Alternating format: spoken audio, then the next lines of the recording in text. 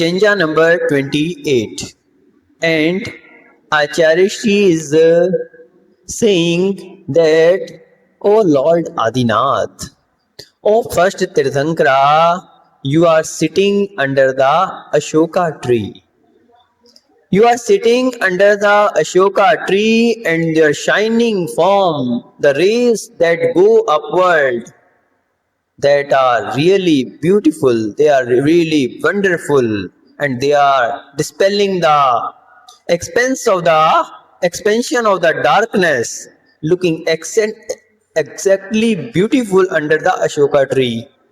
So the beauty of the rays that are expelling from your body, that are really very much beautiful, like a sun that is expelling his beauty by the side of the clouds. So they are giving a new quality, a new visheshan to Adinath Bhagwan, that you are so beautiful and you are looking much beautiful under the Ashoka tree, like a sun is rising by the side of the clouds. बंधुओं, भक्ति की गंगा बहती जा रही है, भक्ति की गंगा लगातार बहती जा रही है, और आचार्य मानतुंग के साथ हम सब भी उसमें गोते लगाते जा रहे हैं। वास्तविकता में एक ऐसा आनंद, एक ऐसा अनुपम आनंद इस भक्ति की गंगा में अनुभव हो रहा है, जिसमें लगता है कि वास्तविकता में यदि भक्ति की कोई चरम सीमा है तो ये भक्तामृत स्तोत्र है, जहां मानतुंग आचार्य प्रतिदिन नित नई विशुद्धि को लिए हुए और नए नए विशेषणों के द्वारा आदिनाथ भगवान की स्तुति कर रहे हैं। और आज काव्य नंबर 28 के माध्यम से पुनः आचार्य मानतुंग देव आदिनाथ भगवान की स्तुति करते हुए कह रहे हैं, उच्चैर शोक तरु संशित मुन मयूख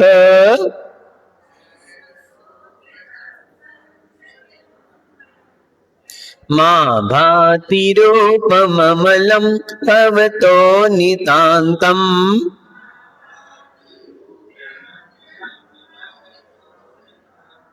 स्पष्टो लसत् किरणमस्तमो वितानम्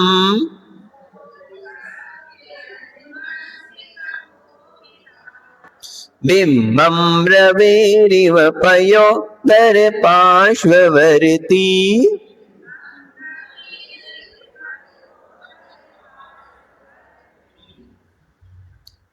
कितनी सुंदर बातें आचार्य श्री नित नई बातें हमारे सामने रख रहे हैं। और आज आचार्य श्री कह रहे हैं अशोक वृक्ष। अब यहां से भगवान के प्रातिहार्यों का वर्णन शुरू हो रहा है। कितने प्रातिहार्य होते हैं?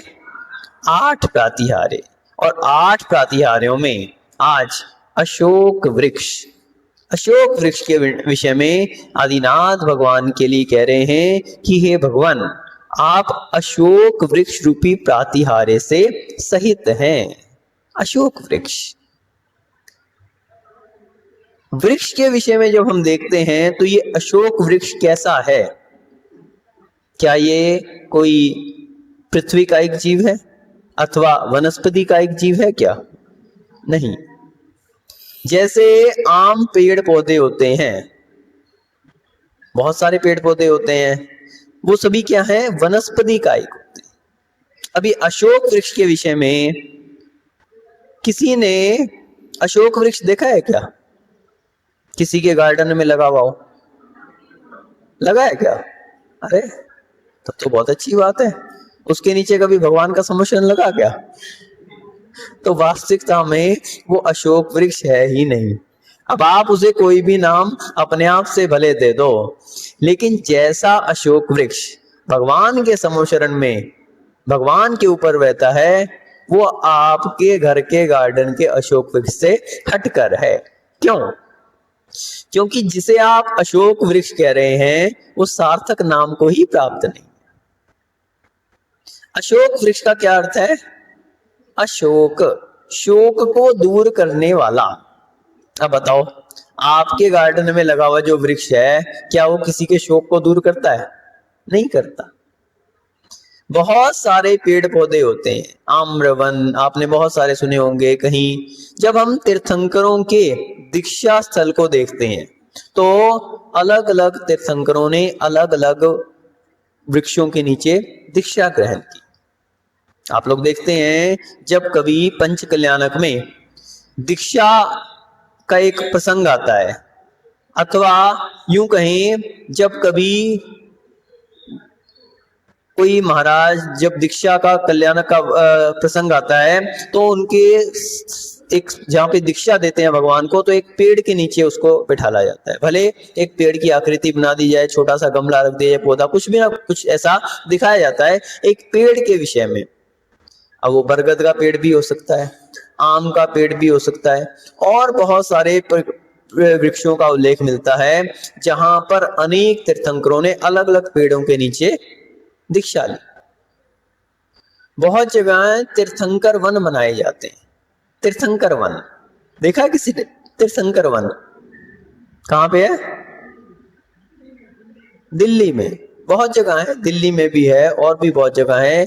सरकार भी तीर्थंकर वन बनाने के लिए इसमें सहयोग देती है, तीर्थंकर वन के लिए प्रोत्साहित किया जाता है। क्यों? क्योंकि तीर्थंकर वन में भी ऐसे ऐसे पौधे होते हैं जो वातावरण को स्वच्छ करते हैं, वातावरण को स्वच्छ करते हैं, अनेक प्रकार की लाभदायक वस्तुएं प्रदान करते हैं। स्वच्छ वायु तो देते ही देते हैं, साथ ही साथ और भी बहुत सारी उसमें बहुत सारी जो है वास्तविक वस्तुओं की उपलब्धि होती है। तो इसलिए सरकार भी उसमें सहयोग करती है तीर्थंकर वन बनाने के लिए। लेकिन विशेषता यह है कि दीक्षा तो अलग अलग तीर्थंकरों ने अलग अलग वनों अलग अलग पेड़ों के नीचे ली। किसी ने आम्र के पेड़ के नीचे, किसी ने बरगद के पेड़ के नीचे, किसी ने पीपल के पेड़ के नीचे, और भी उल्लेख इसमें मिलते हैं।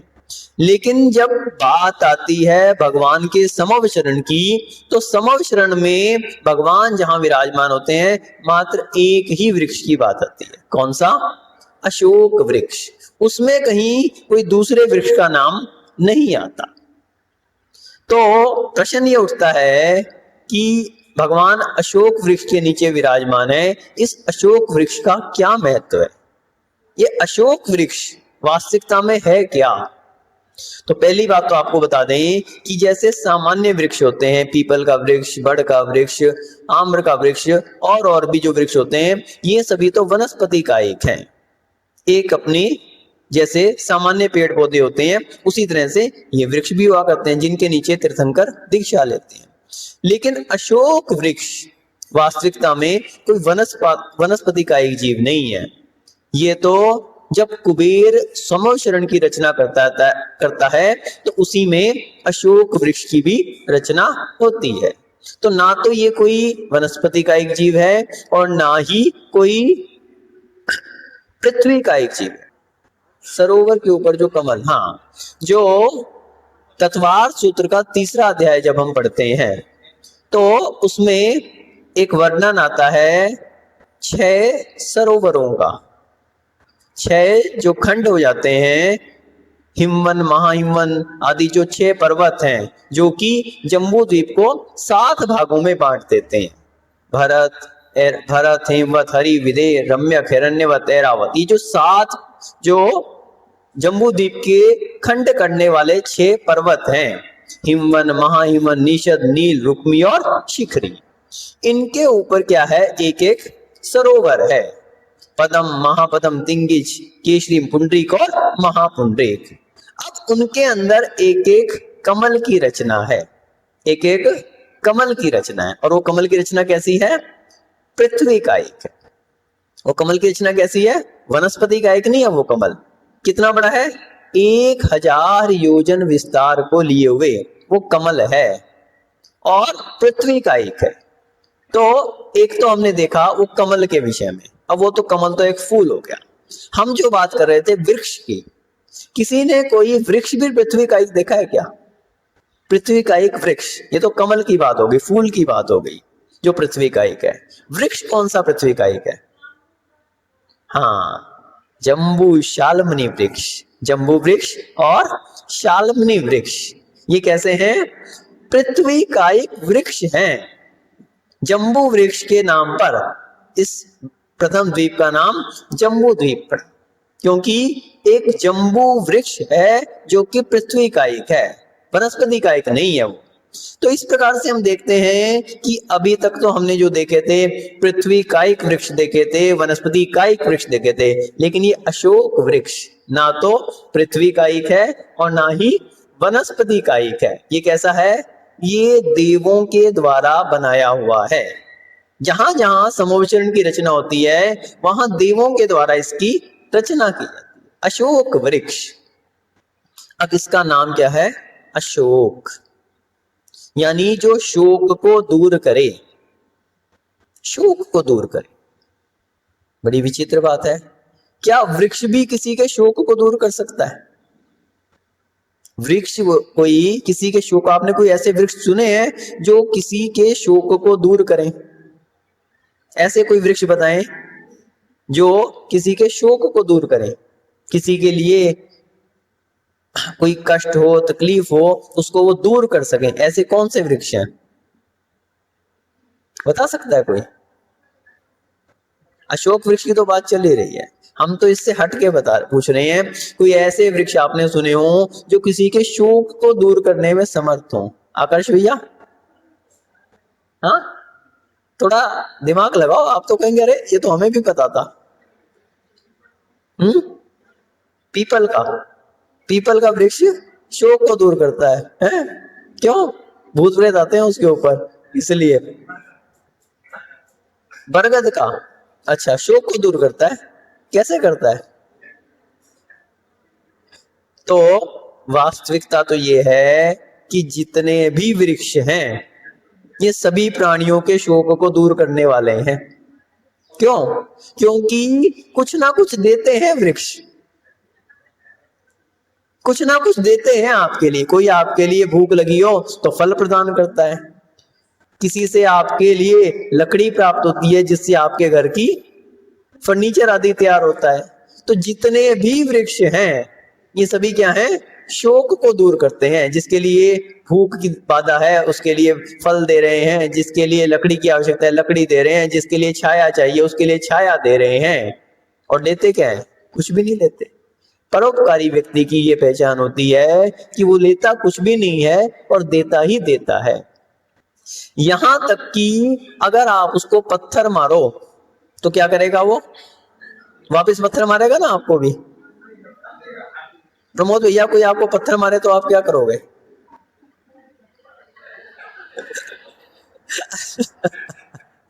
साची साची बता दी हमने तो भैया, हम कोई वृक्ष तो है नहीं जो फल दे देंगे। तो वृक्षों की ये महत्ता है कि कोई भी वृक्ष हो परोपकारी होते हैं। आप उनको पत्थर मारते हो और वो बदले में फल देता है। भोग भूमि के वृक्ष, विशेष रूप से देखें भोग भूमि के वृक्ष जीवों के लिए हर प्रकार के शोक को दूर करने वाले होते हैं। सही है ना? अब आकर्ष कहेगा तो मेरे को भी पता था, आपने कौन सी नई बात बता दी। तो भोग भूमि के वृक्ष सभी प्रकार की वस्तुएं प्रदान करते हैं, सभी प्रकार के शोक को दूर करते हैं। जिनके लिए वस्त्र चाहिए वो वस्त्र प्रदान करते हैं, जिसके लिए आपको भोजन सामग्री चाहिए भोजन सामग्री प्रदान करते हैं, किसी के लिए मकान चाहिए मकान प्रदान करते हैं, कहीं आपके लिए वीणा आदि वाद्य मंत्र प्रदान करते हैं। सभी प्रकार की वस्तुएं, 10 प्रकार के कल्प वृक्ष भोग भूमि में रहते हैं। तो इस तरह से वो भी प्राणियों के शोक को दूर करते हैं। लेकिन यहां जिस अशोक वृक्ष की बात की जा रही है ये ना तो भोग भूमि का वृक्ष है ना ही आपके यहाँ के सामान्य वृक्ष हैं। ये तो समवशरण का देवाधिकृत वृक्ष है जिसके नीचे भगवान विराजमान होते हैं, और जहां भगवान विराजमान हो जाएं अब वहां तो किसी प्रकार का शोक रह ही नहीं सकता।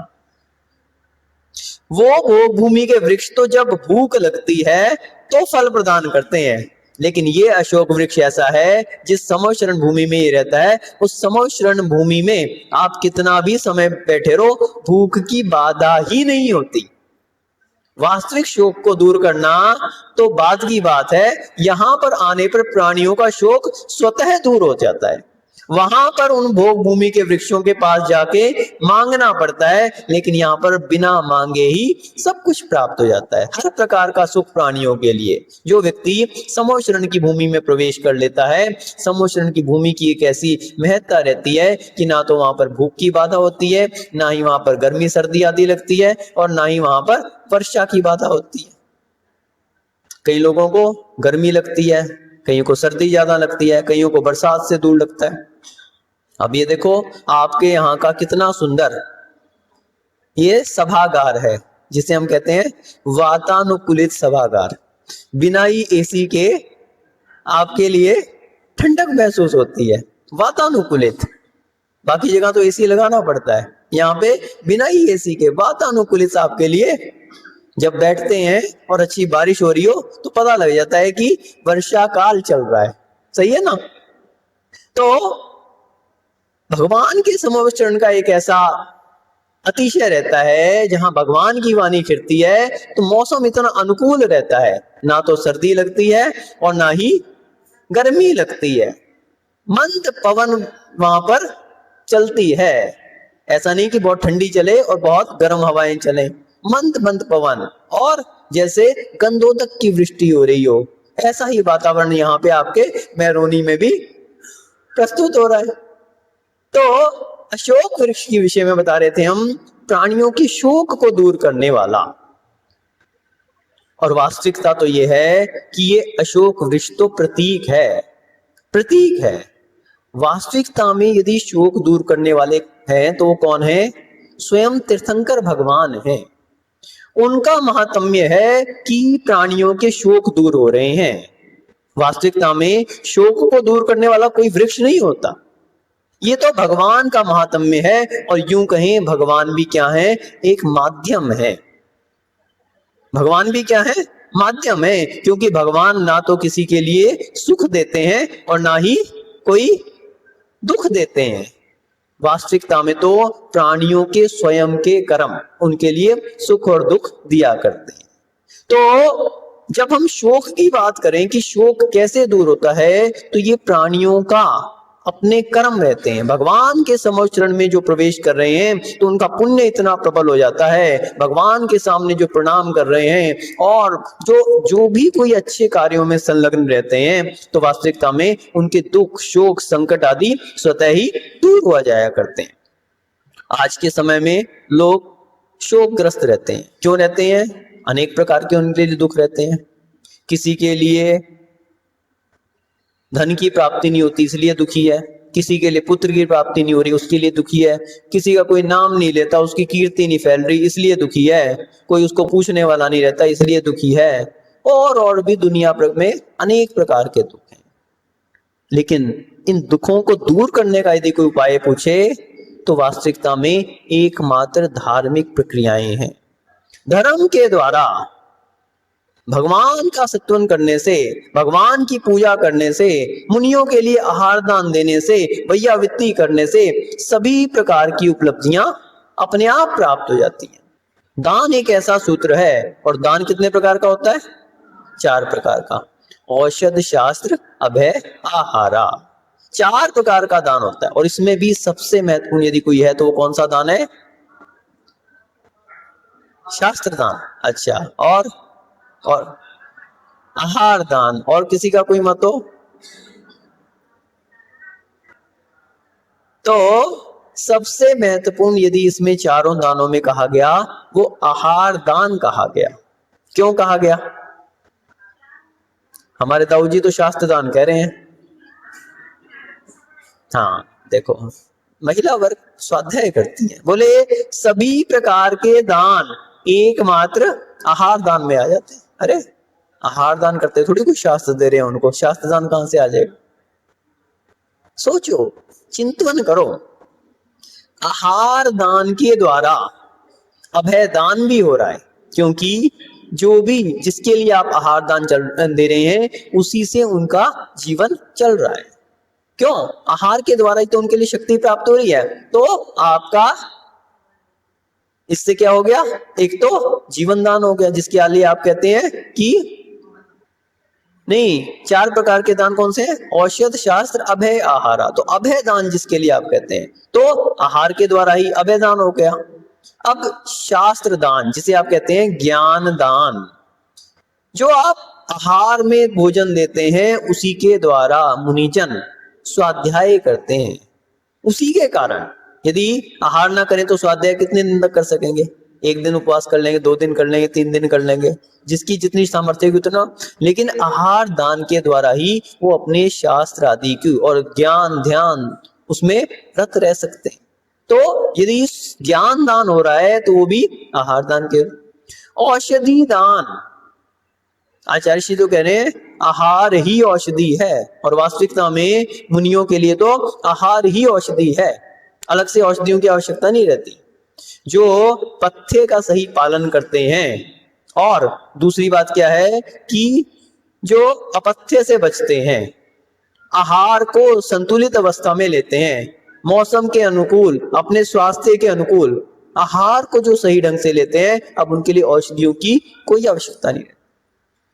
बहुत सारे ऐसे तरीके हैं कि आहार को ही नियंत्रित करके आप हर प्रकार के रोगों से बच सकते हैं।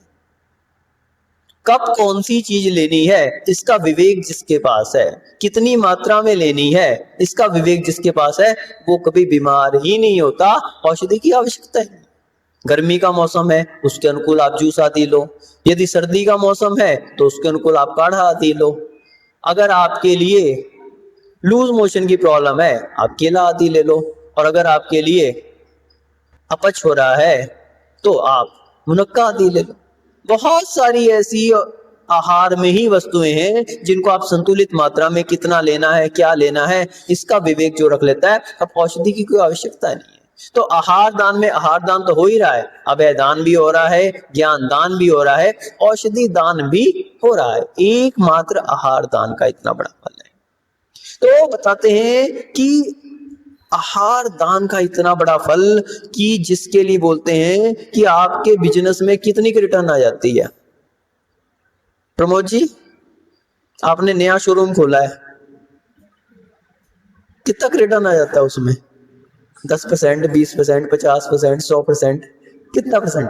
200% है? अच्छा 20%, मैंने कहा शायद 200%। तब तो 20% आया ना। अब आप गिनती गिनो, आहार दान का कितना बड़ा रिटर्न है, कितना बड़ा रिटर्न है। कहते हैं तू 1 पैसा देगा वो 10 लाख देगा। अब परसेंटेज लगाओ कितनी होगी, 1 पैसे में 10 लाख, यानी 10 करोड़ गुना हो गया।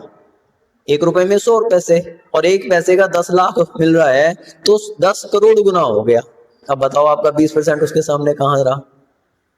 और ये तो लोकोक्ति है, हमारे आचार्य समंतवत महाराज तो इससे बड़ी बात कह रहे हैं। बोले क्षितिगत मिवट बीजम पात्रगतम दानम अल्पमपि कालम फलती छाया विभवम बहुफल मिष्टम शरीर भृताम। कितनी बड़ी बात कह दी उन्होंने। बोले क्षितिगत मिवट बीजम, क्षिति यानी जमीन, जमीन के अंदर गया हुआ बीज, कौन सा? वट बीज, बरगद का बीज। कितना बड़ा होता है वो? बिल्कुल बारीक सा, ऐसा बारीक सा बीज। और क्षितिगत मिवट बीजम पात्रगतम दानम अल्पमपि कालम, बोले जैसे एक बीज भूमि के अंदर चला गया योग्य भूमि में, अब उससे कितना बड़ा पेड़ पैदा हो रहा है, उसके अंदर कितने सारे फल लग रहे हैं और वो फलों के अंदर कितने सारे बीज हैं। फिर उसके बाद वो फल नीचे गिरता है, वो बीज वापस उग जाते हैं और उससे वृक्ष होते हैं, फिर उनमें फल लगते हैं, फिर उसमें बीज होते हैं। अब गिनो, आपका 10 करोड़ भी छोटा पड़ जाएगा। तो उसके लिए बताते हैं कि इतना बड़ा फल को देने वाला है, जैसे एक छोटा सा बीज इतने अनंत गुने फल को देता है, उसी प्रकार से आपने एक ग्रास मुनिराज के हाथ में दे दिया तो वो भूमि की प्राप्ति हो गई। इतना बड़ा फल उसके लिए बता दिया। पात्रगतम दानम अल्पमपि कालम, वो भी अल्पमपि कालम। व्यक्ति सोचता है आज आहार दान देंगे, वो भूमि की प्राप्ति तो अगले जन्म में जाके हो रही है, कब हो रही नहीं हो रही कौन देखने जा रहा। आचार्य श्री कहते हैं अल्पमपि कालम, ज्यादा देर नहीं लगती दिन फिरने में। हमारे पास भोपाल के साक्षात उदाहरण है इस बात के। आहार दान के प्रभाव से व्यक्तियों के दिन फिरते देखे हमने खुद, साक्षात उदाहरण है हमारे पास। अल्पमपि कालम, 15 दिन के अंदर रिजल्ट नजर में आया था। भोपाल के साक्षात उदाहरण है हमारे पास। तो अल्पमपि कालम फलती छाया विभवम, जैसे वो फल भी दे रहा है छाया भी दे रहा है, उसी प्रकार से आपका वैभव भी बहुफल मिष्टम श्रीवृदान, श्रीधारियों के लिए बहुत सारे फल को देने वाला ये आहार दान का फल है। कितना बड़ा फल बता दिया उसका। और दूसरी बात क्या है कि गृह कर्म नापि निश्चितम, जो मनुष्यों के कर्म है, कर्म रूपी मल है, वो कैसे समाप्त हो, तो बोले आहार दान के द्वारा। गृह कर्म नापि निश्चितम कर्म विमाष्टि खलु गृह विमुक्ता नाम अतिथि नाम प्रति पूजा रुदिन मलम धावते वारी। बोले गृहस्थों को बहुत सारे पाप लगते हैं, आरम सारम करते हैं, विषयों में उनकी आसक्ति रहती है, दुकान चलानी है, किसी को महिलाओं को भोजन बनाना है, कितने सारे पाप हो रहे हैं। अब वो पाप धुलें कैसे, तो बोले गृह कर्म नापि निश्चितम, जो घर के कार्यों से पापों को निश्चित किया है, उपार्जित किया है, कर्म विमाष्टि उनको धोने के लिए, खलु गृह विमुक्ता नाम, जो घर को छोड़ चुके हैं ऐसे तपोधारियों के लिए अतिथि नाम, क्या है अतिथि है। आप लोग तिथि निश्चित करके रखते हैं, अमुक दिन इसका चौंका, अमुक दिन इसका चौंका, मेरी 25 तारीख और मेरी 26 तारीख। अरे अतिथि है, आप तिथि से कहां बांध रहे हैं, अतिथि है। अतिथि नाम प्रति पूजा, प्रति पूजा यानी दान देने से क्या होता है, रुधिर मलम धावते वारी। तो बतलाते हैं कि जैसे कपड़े पे खून का दाग लग जाए तो पानी से धुल जाता है, ऐसे जो घर गृहस्थी में जितने पाप लगते हैं उनको कैसे धोया जा सकता है, दान के द्वारा, आहार दान के द्वारा। अति नाम प्रति पूजा, मुनियों को आहार दान देने से वो सारे के सारे पाप धुल जाते हैं। ऐसा समंत भद्र महाराज जैसे तार्किक, जो कि तर्क की कसौटी पे कोई बात कहते हैं, जिनके लिए तार्किक बाल की खाल निकालने वाले ऐसे समंत बद्ध महाराज जिसके लिए कह रहे हैं कि दान का इतना बड़ा महत्व है। तो इसलिए जो भी हम घर गृहस्थी में रहते हैं, सही तरीका तो यह है कि प्रतिदिन अपन को शुद्ध भोजन करना चाहिए। पहली बात तो चौंका महाराज के लिए नहीं लगाया जाता, अपने लिए शुद्ध भोजन बनाया जाता है। और महाराज की जहां विधि मिल जाए अपन प्रसन्नता से पहले उनके लिए आहार आदि करवाते हैं, और इस बात के लिए हम प्रसन्नता मानते हैं कि चलो आज हमारे लिए कोई अतिथि मिल गया। हर रोज नहीं लगा सकते, मान लेते हैं आज के समय में कम से कम अपन को चातुर्मास का काल हो अथवा मुनिराज जहां विराजमान हो जिस समय में, उस समय तो लगातार चौंका लगाना चाहिए। क्या मालूम कब भाग्य जग जाए, उतना भी नहीं कर सकते तो कम से कम भादों का महीना आ रहा है, भादों के महीने में तो अपन शुद्ध आहार बना ही सकते हैं, उतना पुण्य तो अपन कमाई लेना चाहिए। और हम कह रहे हैं पर्व के कोई भी दिन आ जाए, चाहे 10 लक्षण आ जाए, चाहे अष्टानी का आ जाए, और अभी सबसे बड़ा पर्व कौन सा आ रहा है, रक्षाबंधन का पर्व, रक्षाबंधन का पर्व। तो लोग पूछते हैं रक्षाबंधन कैसे मनाएं, रक्षाबंधन कैसे मनाया जाता है, कैसे मनाया जाता है? खा पी के, हैं? राखी बांध के। तो खा पी के नहीं, दान देकर। रक्षाबंधन का जो महत्व है, रक्षाबंधन को बनाने की जो विधि है, और क्या बनाया जाता है इस दिन, क्या बनाया जाता है भोजन में, हलवा पूड़ी, क्या लड्डू, और सबसे महत्वपूर्ण अगर इस दिन है तो किसका महत्व है, खीर का महत्व है। खीर का सबसे बड़ा महत्व रक्षाबंधन के दिन है। क्यों? क्योंकि कहानी तो आपको उस दिन बताएंगे, लेकिन 700 मुनिराजों को जिनके लिए बलि राजा ने उपसर्ग किया था, जिनके गले में, नाक में, सब में धुआं समा गया था, अब उनकी सामर्थ्य नहीं थी कि रोटी पूरी आदि खा सकें। तो श्रावकों ने, सुधी श्रावकों ने ये विचार किया कि यदि खीर बनाई जाए तो वो आराम से उसको खा सकते हैं। इसलिए इस दिन विशेष रूप से खीर के लिए और बतलाते हैं 700 मुनियों का उपसर्ग दूर हुआ और श्रावक कितने थे? 3000 श्रावक थे, 3000 घर थे। तो एक प्रश्न खड़ा हो गया, सबने नियम ले लिया था कि जब तक मुनियों का उपसर्ग दूर नहीं होगा, उनका आहार नहीं करवा देंगे, स्वयं अपने हाथ से जब आहार दान नहीं दे देंगे, तब तक हम अन्न जल का त्याग करेंगे। तो जब उपसर्ग दूर हुआ तो ये प्रश्न खड़ा हो गया कि मुनि तो 700 ही हैं और घर हैं 3000। अब कैसे मुनि राजों का सबके सबने नियम ले रखा है, 3000 के 3000 ने नियम लिया हुआ है कि हमारे यहाँ आहार होगा तो ही हम क्या करेंगे, भोजन करेंगे। तो फिर अकंपनाचार्य जी ने उसका समाधान दिया था कि आप लोग पहले समय देखो उनका, जिस समय वो आहार के लिए उठते हैं, पड़गाहन करो। जिनके यहाँ पड़गाहन हो जाए अच्छी बात है, नहीं तो सभी के सभी मुनि का एक चित्र बना लो और उसको मुनि समझ के जिमाओ। तो कहीं जाके उसके बाद उनको, मुनियों के आहार हो जाने के बाद उनको जिमाओ और फिर उसके बाद आप भोजन करो। तो एक ऐसा त्योहार जिसमें सबसे बड़ी अगर कोई भूमिका है तो वो है किसकी? आहार दान की है, आहार दान की। ऐसा पर्व और उस दिन अपन कहीं चूक जाएं निश्चित रूप से ये तो बहुत बड़ी हमारे लिए आहार दान का इतना बड़ा महत्व। उस दिन तो घर घर में चौंका लगना चाहिए। उस दिन गिनती नहीं गिनना कि 2 चौंके हो गए और 3 चौंके हो गए और 4 चौंके हो। क्या मालूम महाराज का विधि लेके निकल जाए वो नगर में, कोई भरोसा थोड़ी है। कहाँ किसके यहाँ प्रगान हो जाए कुछ कहा थोड़ी जा सकता है। तो ऐसा अपन को एक दृश्य अपन प्रस्तुत करें, एक उदाहरण प्रस्तुत करें कि अपना वात्सल्य पर्व जिसमें खीर के आहार का, खीर के आहार के विषय में भी धन्य कुमार का एक दृष्टांत आता है। धन्य कुमार का, जिसके लिए क्या था, उसका नाम था अकृत पुण्य। जिसने, इतना समय तो नहीं है कि आपका समय भी देख रहे हैं हम लोग, जिसने निर्माल्य सेवन किया था। निर्माल्य सेवन का इतना बड़ा फल, छोटा सा बच्चा था, जानता नहीं था, भगवान को चढ़ाए हुए द्रव्य में से चटके उठा उठा के खाने लगा और उसका इतना बड़ा फल कि सब कुछ खत्म हो गया।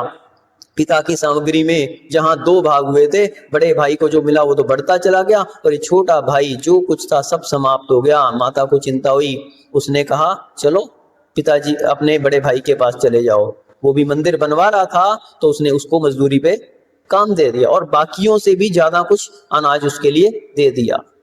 लेकिन पुण्य इतना गलत था, इतना खराब था कि सिर पे पोटली रखे जा रहा था, उसमें छेद था, पूरा का पूरा अनाज, 1 हफ्ते की कमाई सारी समाप्त होगी। ऐसा निर्माल्य सेवन का फल। लेकिन फिर वो दूर कैसे हुआ? मुनिराज को आहार करवा के। जब वो छोटा सा बच्चा, एक बार मुनिराज का आगमन हुआ, उस दिन खीर बनी थी। माता ने कहा था कि आज अपने खीर बनाई है, कोई महाराज आ जाएंगे तो उनके लिए हम पड़गाहन करेंगे और उन्हें आहार देंगे, उसके बाद तुम्हें भी खीर देंगे। अब वो छोटा सा बच्चा, सोचो वो दृश्य कि एक मुनिराज वहां से निकल रहे हैं और छोटे से बच्चे ने, माँ उस समय पानी भरने के लिए गई थी, उसने सोचा कहीं ये मुनिराज निकल गए तो मुझे भी खीर खाने को नहीं मिले। अब उसने तो मुनिराज को कहा, नमोस्तु महाराज, आप रुक जाओ, मेरी मम्मी अभी आ रही है, भोजन आपको आहार करके। अब महाराज तो मुस्कुरा के आगे बढ़ने लगे। बच्चा तो बच्चा था, पैर पकड़ लिया उसने, पैर ही पकड़ लिया। अब महाराज भी देख रहे उधर से, माँ घर पे 3 कलश लेके, और कैसे कलश, कैसे कलश, और आप लोग कैसे लेके खड़े होते हो हैं? बस कलश होने चाहिए गिनती। ध्यान रखना, भरे कलश मंगल का प्रतीक है और खाली कलश, खाली कलश अमंगल का प्रतीक है। कभी भी कलश लेके चलो, खाली नहीं रहना चाहिए। पानी से भरो, चावल से भरो, कुछ भी डालो। हमारे सलील भैया एक कलश लगाते हैं, खाली नहीं लगाते। कहीं सुपारी और कहीं हल्दी की गांठ और पता नहीं क्या कुछ, खाली कभी कलश नहीं रहना चाहिए। कलश कभी भी खाली अमंगल का प्रतीक होता है। और भरे कलश, कुछ ना कुछ तो भरा भरा रहना चाहिए, उसमें चावल हो सकते हैं अथवा जल से भर सकते हो, कुछ भी भर सकते हो, खाली नहीं रखना चाहिए। 3 कलश की उनकी विधि भी थी, विधि भी मिल गई और आहार दान देना शुरू कर दिया। पहले माँ ने 3 हिस्से बनाए थे, एक मुनिराज के लिए चला दिया। अब माँ सोचती है क्या करें, तो उसने अपना हिस्सा भी चला दिया। अब सोचती है बच्चा तो बच्चा है, अब इसका हिस्सा चलाएं नहीं चलाएं। अब बच्चा तो खुद देख देख के खुश हो रहा है, चलाओ माँ और चलाओ और चलाओ। माँ ने वो हिस्सा भी चला दिया और महाराज का एक ऐसा पुण्य था, उनके अंदर रिद्धि थी, अक्षीण महारस रिद्धि के धारी थे। इतनी खीर की वो पात्र खाली नहीं हुआ, पूरे घर ने खा लिया, पूरे मोहल्ले वालों ने खा लिया, पूरे जितने, यदि चक्रवर्ती की कटक भी आ जाए तो भी वहां पर कमी नहीं पड़ती। ऐसा अक्षीण रिद्धिधारी मुनियों का प्रभाव था। तो खीर, जिसके लिए तीर्थंकरों का आहार, आदिनाथ भगवान ने तो गन्ने के रस का आहार लिया था, लेकिन शेष तीर्थंकरों के लिए आता है कि शीर का, यानी कि खीर का आहार जो है वो ग्रहण करते हैं। ऐसा ये रक्षाबंधन का दिन, जिस दिन खीर के आहार दान का बहुत बड़ा महत्व है। और ऐसा एक दान के क्षेत्र में हम देखें तो सबसे बड़ा अगर कोई पर्व मुझे लगता है तो अपने यहाँ जैन धर्म में रक्षाबंधन का पर्व, जिस दिन आहार दान देने का। उस दिन ये मत सोच लेना कि रिश्तेदार आएंगे, हमें बाहर जाना है। अरे भोजन तो बनाओगे, उसी को शोध में बना लो ना, क्या दिक्कत है? भोजन ही तो बनाना है, या तो बताओ उस दिन उपवास करना हो। भोजन अगर बनाना है वही अपन शुद्धि में बनाएं, मुनियों के लिए आहार दान का कम से कम। और ये मत सोचना कि महाराज के आहार तो एक ही जगह होने हैं, थोड़ी कोई अपने यहाँ जरूरी थोड़ी आ जाएंगे। अरे महाराज आए या ना आए, लेकिन पुण्य को आने से कोई नहीं रोक सकता। पुण्य तो निश्चित रूप से है, आपने भक्ति भाव से शुद्ध भोजन बनाकर पड़गान कर लिया, द्वारापेक्षण कर लिया, तो आपको जितने भी मुनि महाराज, माताजी, शुल्लक, शुल्लिका, एलक, जितने भी त्यागी व्रती, प्रतिमाधारी, जितने भी त्यागी व्रत हैं, उन सभी के आहार दान का पुण्य आपके लिए निश्चित रूप से प्राप्त होगा। तो बंधुओं, आने वाला रक्षाबंधन का दिन निश्चित रूप से दान के लिए भगवान महाराज कह रहे हैं कि भोगो दानात, दान से भोग की प्राप्ति होती है। उपासना पूजा, मुनियों की पूजा से, उपासना से पूजा यानी ख्याति मिलती है। भक्ते सुंदर रूपम, भगवान की भक्ति करने से सुंदर रूप की प्राप्ति होती है। सत्वनाथ कीर्ति, और सत्वन करने से तपोनिधिषु, किसकी सत्वन करने से? तपोनिधिषु, मुनियों की, ऐसे तपोधारियों की पूजा अर्चना करने से, सत्वन करने से कीर्ति की प्राप्ति हुआ करती है। तो वास्तविकता में यदि कोई अशोक वृक्ष है तो ये वास्तविकता में भगवान का स्वयं का महामत्य है, इसलिए वो भगवान उसके नीचे विराजमान है, इसलिए वो अशोक वृक्ष है। तो यहाँ पर आचार्य मानतुंग महाराज कह रहे हैं कि अशोक वृक्ष, जिसके लिए कहा कि उन्मुख, जिनकी किरणें ऊपर की ओर जा रही हैं, ऐसे उस अशोक वृक्ष को जो लांग रही हैं। भवता नितांतम, आपका अत्यंत निर्मल अमल रूपम स्पष्ट उल्लासात, उसके ऐसे स्पष्ट रूप से क्या कर रहा है? उन किरणों से अस्त तमोवितानम, अंधकार को नाश कर रहा है। जो ऐसा लग रहा है पयोधर यानी मेघों के पार्श्ववर्ती यानी समीपवर्ती, रवे बिंगम, सूर्य के बिंब के द्वारा इव आभाती, शोभा को प्राप्त हो रहा है। कि आपका मुखड़ा जब अशोक वृक्ष से आप उसकी आभा निकल रही है तो ऐसा लग रहा है जैसे सूर्य, आकाश में सूर्य जो है वो बादलों के हटने से कांति को प्राप्त होता है, शोभा को प्राप्त होता है। ऐसा आपका सुंदर मुख है। इस प्रकार से आचार्य जी ने 28वें काव्य के माध्यम से अशोक वृक्ष रूपी प्रातिहार्य का वर्णन किया। और इस काव्य के विषय में कहानी आती है कि सम्राट हरिश्चंद्र और उनकी पत्नी पुत्र के अभाव में बहुत दुखी रहते थे। तो उन्होंने पिंड दान, स्वर्ण दान, मिष्ठान दान आदि सभी कुछ किया, लेकिन कोई भी परिणाम नहीं निकला। तो एक महाराज से उन्होंने इसके विषय में पूछा, तो उन्होंने कहा कि आप भक्तामर के इस काव्य का पढ़कर और इसकी जाप करें। तो उन्होंने आदिनाथ भगवान की पूजा प्रति सोमवार करने के लिए कहा और 5 बादाम चढ़ाएं, ऐसी उन्होंने विधि बताई। तो 1 वर्ष तक किया तो अवश्य ही फल प्राप्त होगा। राजा ने वैसा ही किया और दोबारा जब उन मुनिराज का 1 वर्ष बाद वहां पर आगमन हुआ तो उस राजा और रानी ने पुत्र को गोद में लिए हुए मुनिश्री के चरणों का प्रक्षालन किया। ये ऐसा भक्तांबर का महामात्य है।